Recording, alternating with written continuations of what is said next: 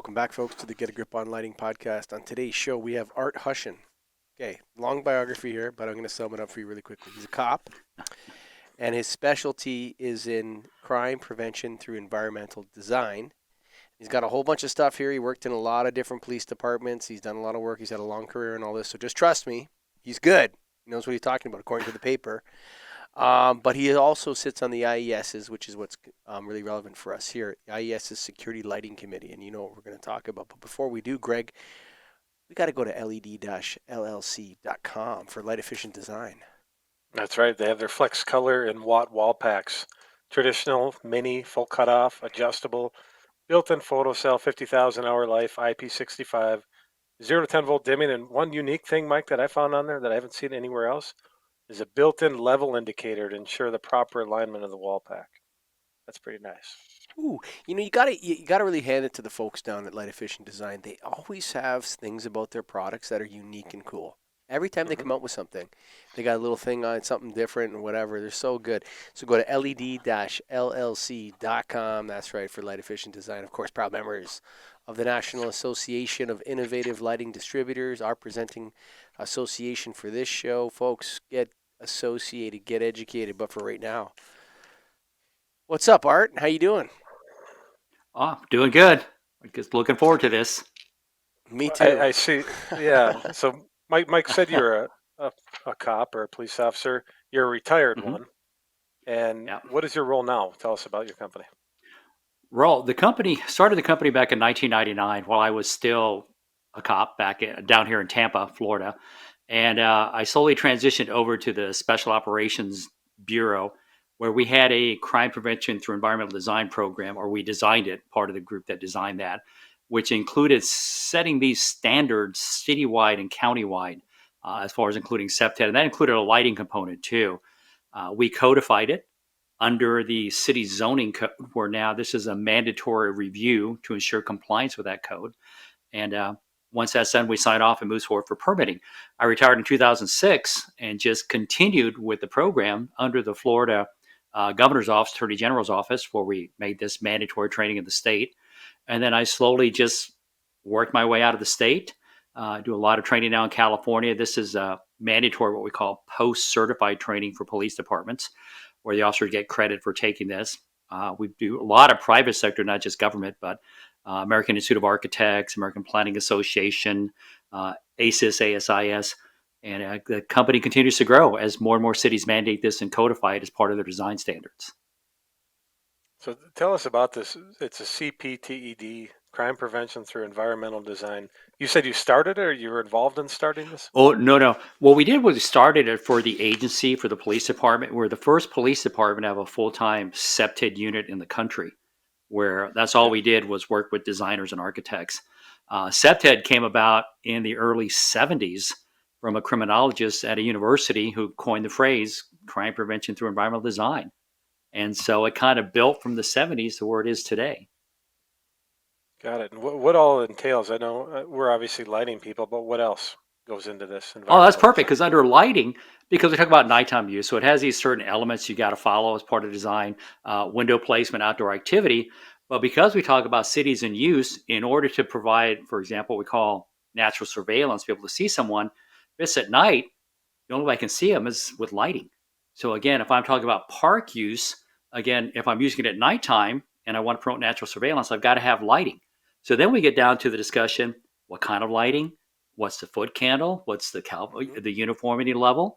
And how do I codify that or get the city to say, here's the standard we want to follow to ensure that we can see what's happening around us at nighttime? And that's where the discussion is. It gets convoluted, it gets turned around, it gets too much, not enough. And then it goes other concepts with SEPTED, territory reinforcement, ownership, which lighting helps show ownership, especially along the perimeter fencing coming into the main entryway. Then we get into natural access control. How do I guide people to my facility? So lighting plays a key for that at nighttime use. And then maintenance. How do I maintain the building itself, but yet how do I maintain the lighting, ensure self-functioning, create that feeling of safety as people use that space? Okay, so please excuse my skepticism, okay? Okay. Before I ask you this question, how do you know this stuff works? I mean, I hate to say that, because I hate to ask it that way, but it's the only way to really ask it because I'm very, very skeptical of sociological interventions.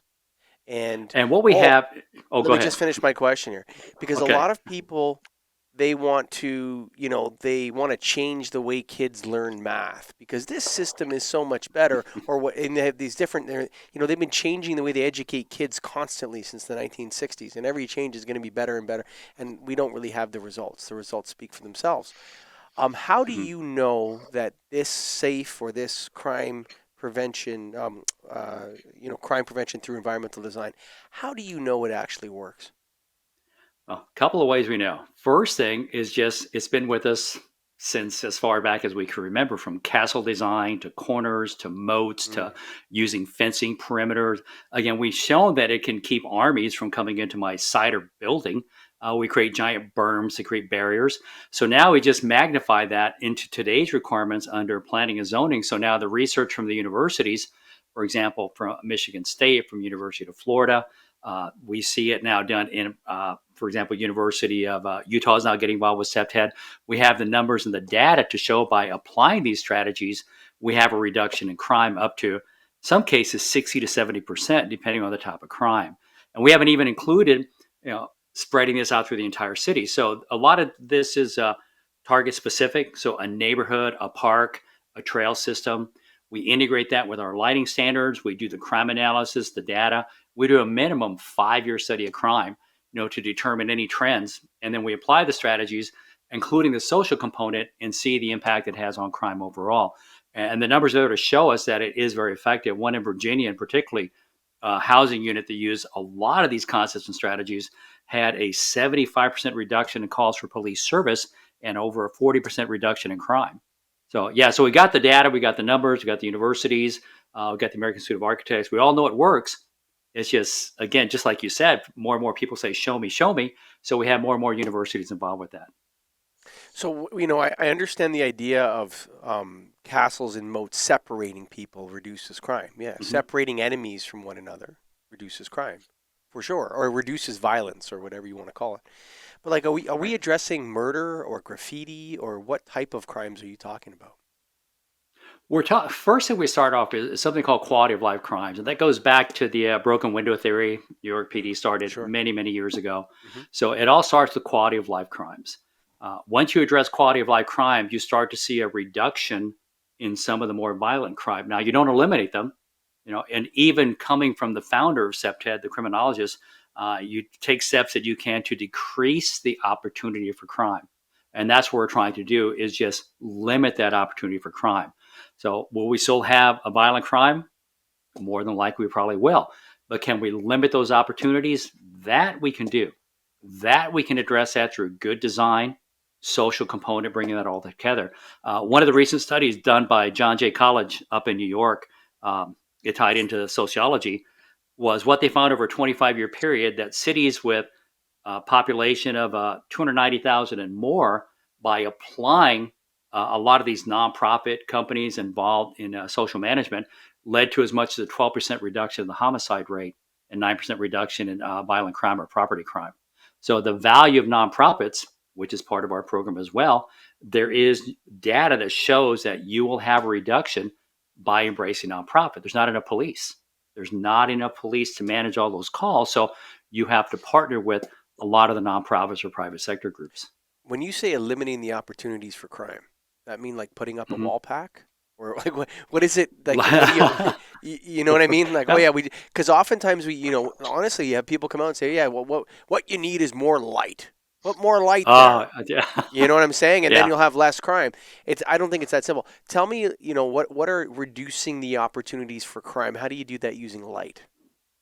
So for light, for example, and we understand a lot of the groups I work with, dark adaptation. That's so important. If you're walking a trail, a downtown corridor, you got recessed doorways where your eyes are going bright, dark. You might not see the threat.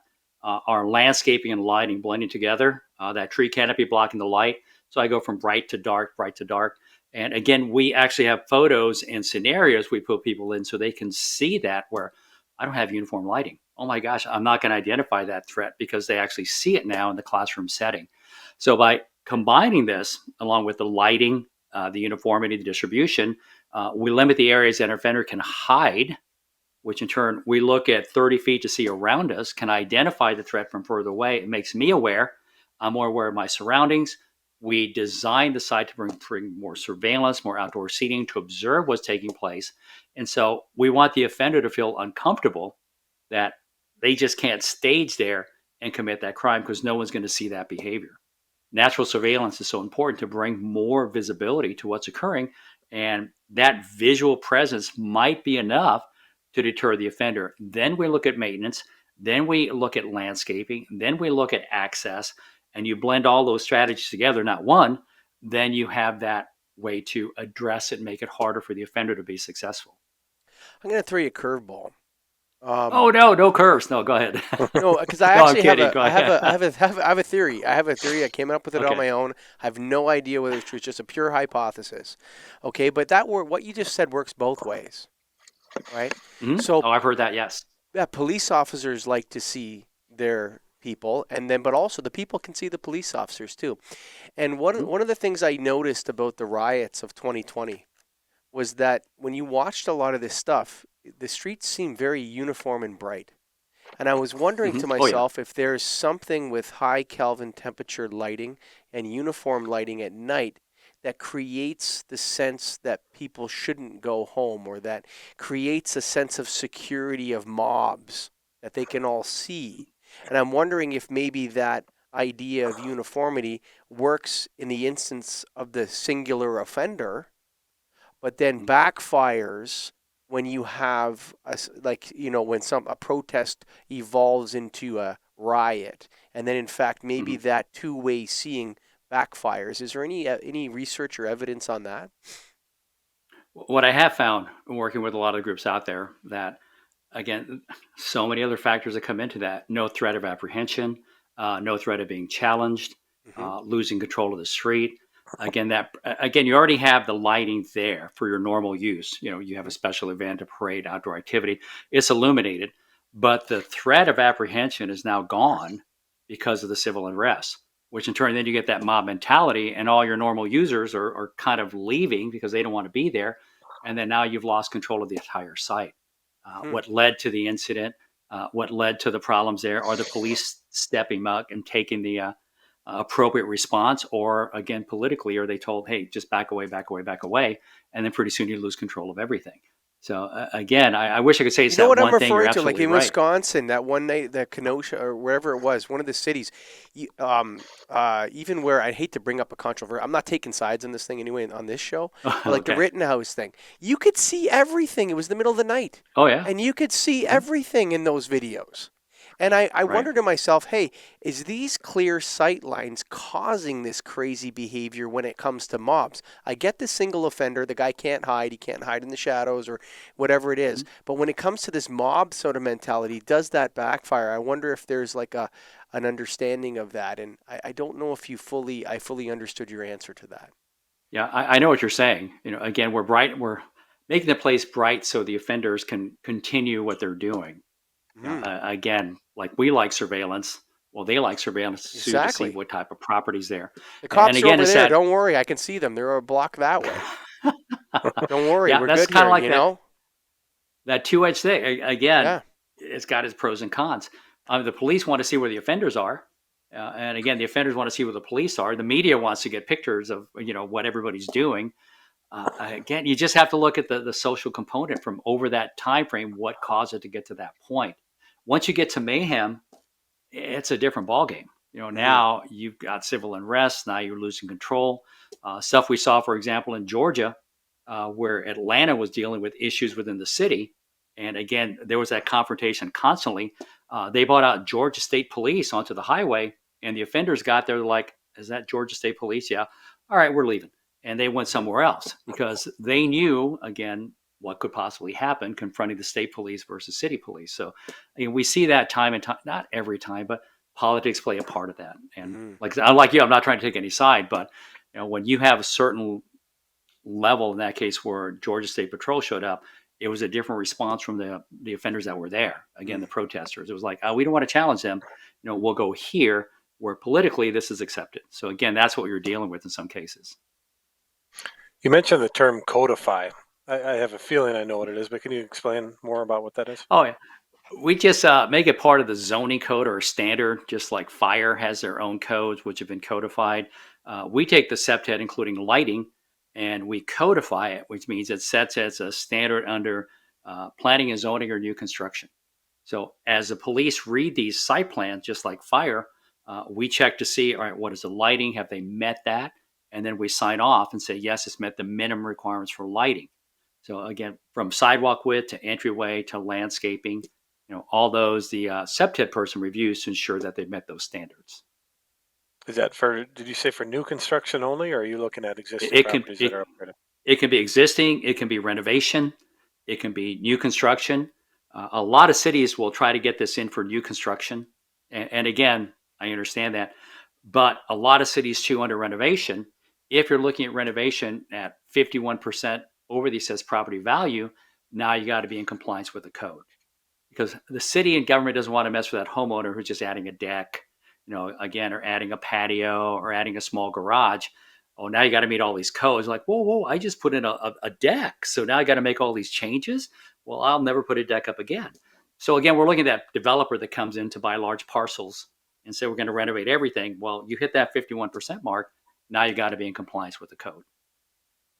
So making sure I understand, like if it's we deal with lighting and we're selling, to Okay. a warehouse facility. Like let's take a Right. standard warehouse. If they want to change their lighting, do you guys get involved with that in the city of Exterior. Tampa? Exterior. Exterior, Yeah, yes. what we do on a major renovation, yes, if they're going to make that change or they ask us to participate or they're within a special district, then we go in and look and say, okay, here's the new lighting standards. If it's not codified, we just recommend it. We can work with that management group and say, hey, look, here's what crime analysis tells us. Here's the crime that's happened on your properties. Here's what's happening with the adjoining properties next to you. We are going to recommend that you use this lighting. Now, if a new vendor's coming in, buying the building and making several changes, now we're looking at compliance.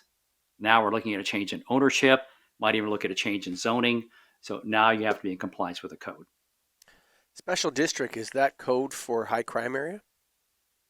That's a good, no, not quite. It could be an Okay. entertainment district. It could be an educational corridor. It could be a medical district. So I like that though. Again, so it's got some specific activity taken. I worked with Portland many, many years ago on their entertainment corridor. And what they did was they wanted to create an overlay district, which include enhanced lighting, enhanced traffic calming, enhanced codes for noise violations, things along that line. And that's what we worked with on them way back. What's interesting in the lighting world right now is we're kind of seeing the convergence of theatrical lighting with general lighting, and Mhm. the what's emerging from it is the power of cueing using lighting. So street lights are just a cue, right? Go, stop, Mhm. right? These are cues, Right. but we can actually use more enhanced cueing. I don't know if you've ever encountered that word before, but I have not encountered that. okay, so that's telling people Enhanced what to queuing. do with, yeah. So, for example, you can in a hospital, if you want, and the listeners go, "Oh God, he's bringing up the hospital again." If you listen to every show, but here we go. Every guest is different. But in a hospital, visiting hours, you can go in and tell people to leave, or you can just start dimming and warming the lights, and they'll leave on their own. Oh, Okay, so you mhm. can tell people very, very sort of discreetly what to do using lighting. Um, and I'm wondering if maybe you hadn't heard the term queuing before, but have you been applying that in the CPTED strategies, the use of cues? Not under lighting. That's why I wrote it down real quick because that's the Mm, first time I've heard of that. And again, it's just an interesting way to move people. And light. And now I know I'm not saying nightclubs, but I know nightclubs turn their lights on. sure, Again, they increase the lighting there to of cue course. people. Now I see how where it connects. Cue people. It's time to start leaving.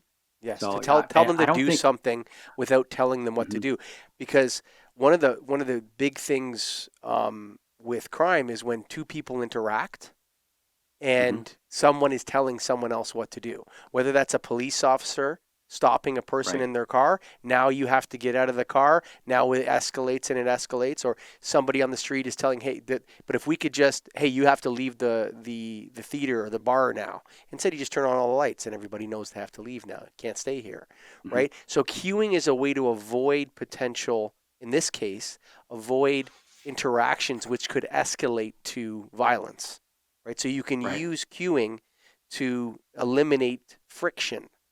Okay, the nurses don't want to have to go into people's rooms and say, I know your mom is dying, but you got to go home now. It's 8 o'clock. It's kind of, it doesn't feel like something you want to do. In a nightclub, you don't want the bartenders going around in the dark and saying, hey guys, you got to leave now. Just turn the lights on. Right. And then nobody has to Right. interact with anyone else in a potentially friction scenario, a scenario which has friction.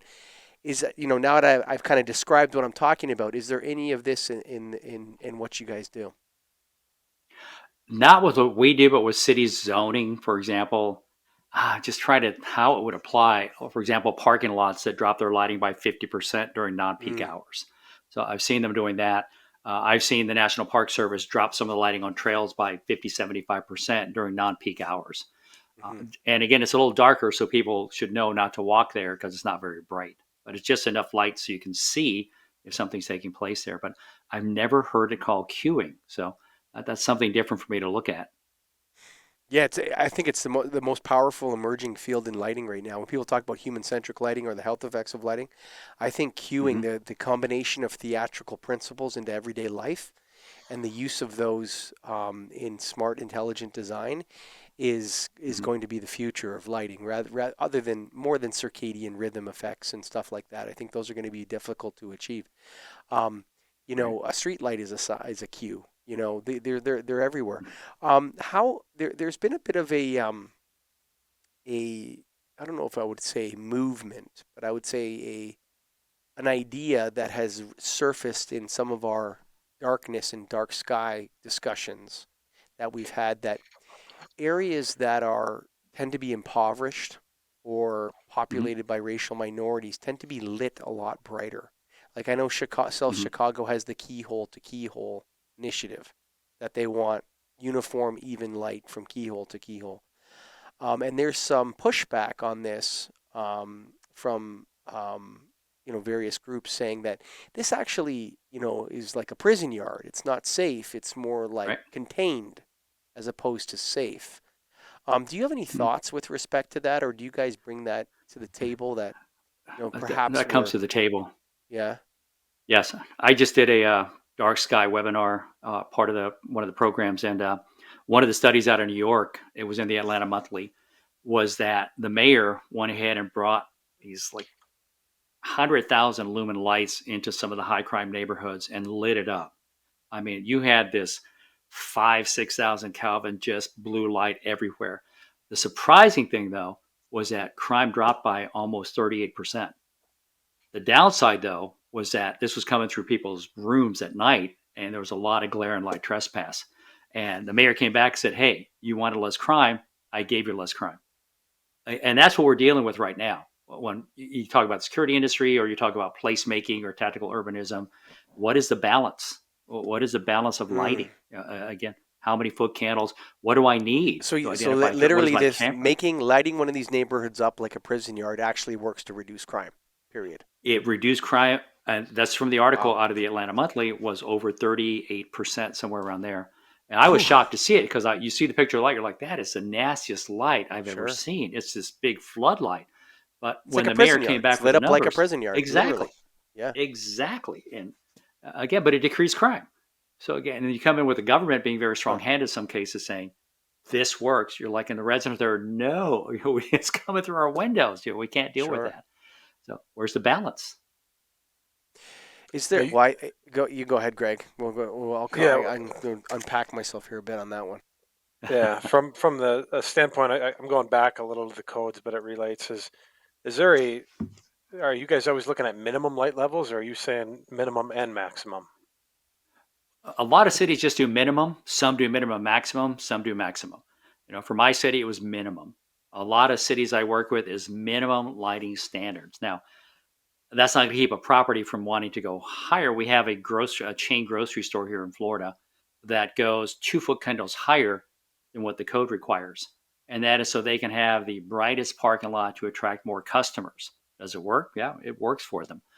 But again, they're using lighting as I guess, queuing or something like that, but to bring more people in to their facility. And it works very well for them. But nobody set a maximum standard. It's in the Fort Lauderdale area. Nobody set a maximum standard for that. They did set a minimum, though, by code. Do you guys get it involved at all in the? It doesn't sound like it, but the Kelvin temperature or We do. lumens or Yeah. anything there? Yeah. Okay. We get involved in the Kelvin temperature. And again, here's a debate we're having right now. I saw in the lighting market, I'm not sure which company did this, but they brought an LED now about 2400 Kelvin to get that warm yellow light. And I was just amazed to see it because I thought over time we were trying to get away from that, from the old low pressure sodium, the old high pressure sodium. We wanted more somewhere in the 3400, 4000 range. And does that tie into camera capability as far as colors? What about facial recognition? If we're using that technology for security and safety. What about my neighborhood watch? People living in that apartment complex looking out the window, and the police said, "What color car was it?" We think it was brown, but it might be green. Based off the lighting. So again, we're battling. I shouldn't say battling. We're trying to find mutual ground where we can find I hate to say perfect, but the best light for community safety. That's what the Goldilocks thing, not too much, not too, just that right middle. And I've talked about it with dark skies. I've talked about the IS. And that's one of the things we're thinking about is what is that number, that magic number we're looking for? Foot candles, witness potential, natural surveillance technology that's going to work for everybody. And do you think So it's I'm looking possible for that it's answer. Yeah, we don't know. That's what we're That doing would be too. a good one for me. Is it at some point where sorry, the name is SEPTED, I think is what you called it. Yeah, Uh, septet. Yeah, you got it. SEPTED, that they'll require exterior fixtures to maybe be dark sky compliant? I don't see why not. Again, I'm looking at dark sky, and I'm a fan of them to a certain degree. We do need lighting, but then you have these different members, and again, just like any association, you have members that are extreme in one and extreme in the other. And I guess the one comment I heard was, "Why do we need street lights when we carry flashlights? Why do cars need light?" Again, we go back and forth, and trying to find the middle ground with that one. But yeah, dark skies does some good things. Even at their seminar, we're talking about what is the minimum amount of lighting we need for safety. Understanding if I'm in an urban setting, I got to have lighting. But if I'm out in the middle of the mountains somewhere and I want to see the night sky, why do I have lights up there? If this is a nature trail. So again, I'm trying to look at the big picture. Yeah, there's competing interests here for sure. And when you talk about a number like 38% crime reduction, I mean that's a huge number. That's a big number. Like, a reduction of violent crime of 6% would be a big number. Whatever that 38% is cataloging. What I'm sort of want to dive into maybe a little bit deeper is there in your belief and from what you said, is there a distinct relationship between security and electric light, which cannot be broken? That those two things are inherently related to one another, and in a sense, the more the better. Wow, that's kind of old school, new school. Yeah, a lot of the security professionals I work with, and I've heard people say this, just light it up like a Christmas tree. We got to bring more light, more light, more light. One of the workshops I did, I placed in a presentation, making the night sky, bringing lighting to night, increased lighting at nighttime, more lighting at nighttime, brighten up the nighttime for safety. And people are afraid. People are afraid because no one's looking again at, well, what's the crime rate like? What issues we've had on the property before? Should this be a concern, or is this something that we're trying to create to sell product? So again, these are all things we try to address as we look at that. But security and lighting have always been hand in hand. Especially with camera technology. I see the big push for that. Better light, better images, capture those, provide the information, get that photo out to other people. But yeah, they're almost work hand in hand. The new lighting people I see in the security profession are more flexible. Some of the older ones who are coming on board, we see the value. But again, it's just what works best and what are the needs of the people living or using that space. We sometimes don't ask that. What are your needs? What do you want to see? You should have input in the lighting requirements of the site. What's your comfort level? Because otherwise we take control of the community from them, and again, government coming in. So again, we want to include them in every step that we take to start setting some of those lighting standards, for example. There's something dystopian about this keyhole to keyhole kind of ideas, or these uniform LED light. There's something about 5,000K LED light at night that's uniform Mm-hmm. on a street that is extremely ugly. I just have to say it. It's ugly as sin. It makes everything look Mm-hmm. nasty. Sure, you can tell the color of the car. I mean, yeah, for if you're only, and I'm not saying this is you, but if the only priority is maximal witness, abilities and crime prevention, then yeah, but it feels like I'm in the Hunger Games or something, when I'm thinking about like these ideas, these statistics. Um, what are the other elements of this outside of lighting that maybe we haven't discussed yet, and how could lighting improve those? And this goes back to the social component. I mean, first of all, why do we need the bright light? Do we have a lot of crime? And that's the community's way to respond to that. We have to look at the underlying factors. What about housing? What about employment? What about green space? What about public art and its application in the neighborhood to create community pride? Again, once a community takes ownership and has the tools, which a lot of them don't have, and the tools are provided for them to come up with the solutions, they maintain the policing of the site. Then police are freed up to do other things, and the community calls them when needed. Some neighborhoods we all have seen, I'm sure, where the police need to be here all the time. There is no social strategy to being applied, or if they are, they're not what the community needs. So whether it's going to be enforcement, nonprofits, we get so focused on one element that here's the one thing we can do. What we call it the silver bullet project. There is no silver bullet. Mm. I need like 50 of them in order to come up with ways to address that, not the one. And lighting's one. I've had people tell me if we just bring the lighting up, that'll solve all our crime. But well, you still have the same issues once you get into the neighborhood, the alleyways, the dilapidated properties, no jobs, no employment. Great, we lit it up, but no one takes responsibility for what's happening on the street. So I that's think where I that think the component word comes in. community is misused. Mm-hmm. I think that you have to have community and anti-community. There's places where people live that's an anti-community. It's the opposite.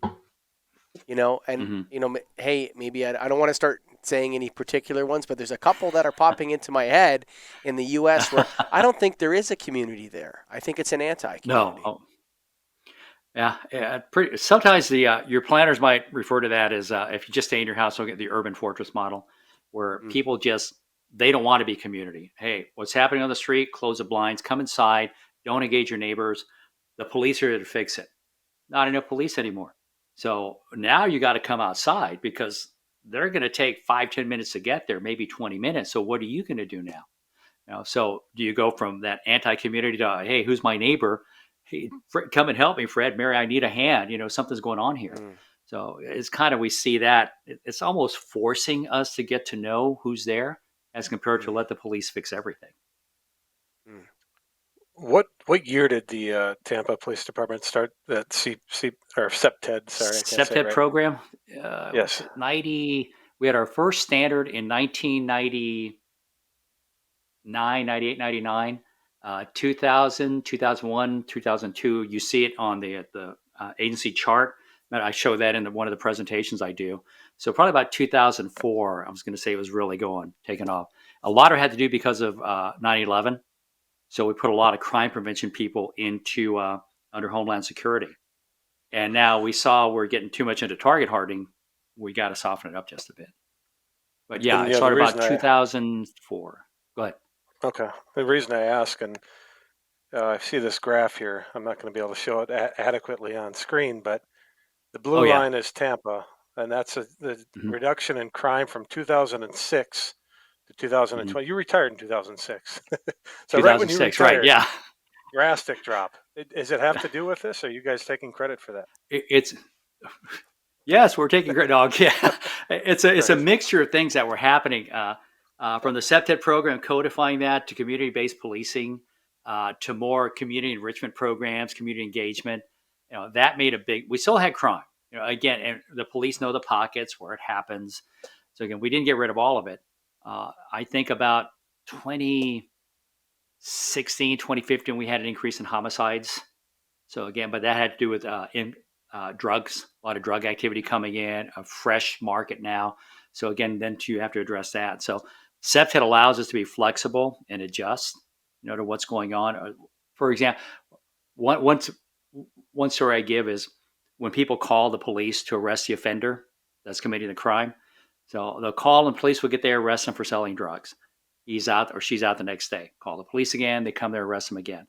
He's out in 3 days. Call the police again. They come arrest him again. So the mindset now is sometimes I might not be able to change the offender, but nothing says I can't change the environment that supports the offender. So again, we're now, instead of him feeling comfortable, we've made it through lighting, through, again, several other applications, community enrichment, where he doesn't feel comfortable anymore. And some people call it displacement. We moved into another neighborhood with similar issues. So now let's work on that neighborhood, including a social component to address that person, why the crime's committed, what assistance do they need. It's just, we tried the hard sell. Everybody gets arrested, we go in, everybody goes to jail. But again, compassion now is trying to really come into play and a better understanding what people need, communities. So what can the lighting industry do as their part to assist in that is awesome. The lighting industry. Oh my God. I remember I took my first lighting class way back in the 90s, and Hubble was the one that was pushing the training back then, Hubble Lighting. And because of that, I've been involved with Hubble for a long time. We were holding SEPTED training courses at the Hubble facility in Greenville, South Carolina for the longest time. We partnered up. But what the lighting industry can do is kind of help law enforcement understand the value of lighting, especially when we get into safety and security, because police will come in and say, give me the brightest light you can put up, just like we saw in New York, because with that mindset, light deters crime. But yeah, blinding light also causes accidents. Again, now you deal with dark adaptation going, so they don't see the big picture. And I think more and more lighting classes would be a huge addition to their knowledge and understanding.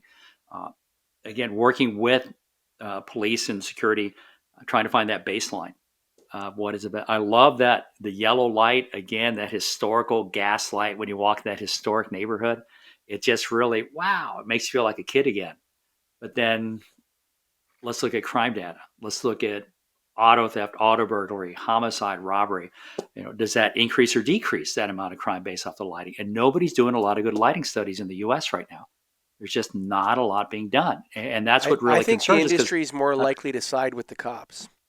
I think most people in the industry are more likely to say, "Blast it out! I got these fixtures right over here, brother. Come on in. I got how many you need? How many you want? I can see you. I can see you now. Let's do it."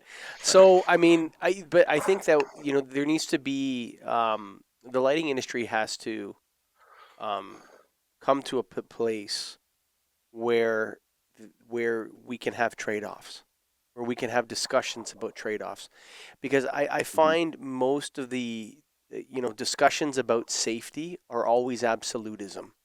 When people are talking about safety, you cannot question them. There's no they're not allowed to be questioned, and since this in the last couple of years the word safety's almost lost its meaning because of this, because everything in the name of safety or everything in the name of crime prevention, and so when you drive that one statistic down, but are you pressing something down and squeezing? There's leakage. Is there leakage into other areas, other problems? People can't sleep as well. Their circadian rhythm is messed up because the light's going in the window of their child or whatever. There could be a million different unintended consequences, which is why I think it's rather than say that I would challenge the lighting industry to take the blinders off and let's really dig into these issues and see if there's the trade-off between what's the point at which the maximum light level stops working. Right. Where is that point? Okay, so that point is at this money, whatever, foot candles or lux. Okay, now if we dial it down, how much does beauty play a role? Does making neighborhoods more beautiful, Does that reduce crime? Or, these other things like you're talking about, maybe people are less likely to steal in a beautiful neighborhood. Maybe they're more likely to steal. I think there's a lot of unanswered questions when it comes to, Mhm. yes, more light, less crime. Insurance companies like it. Police like it. Security cameras like it. But birds, wildlife, humans and their circadian rhythm, there's definitely a cost, and it's not Oh being yeah. put into the equation, Art. Right. And that's what we're missing. We're missing that type of discussion. And that's why I like working with dark skies. That's why when I had the chance to be with IES, which I thought about many years ago, but I thought, they're not going to let me on that committee. And so now to be part of that committee as well and to have some input as far as what we're looking at, you just can't forget people. I mean, that's what it all comes down to, quality of life. And I know we overuse community engagement or community enrichment, Mm-hmm. but those are our eyes on the street.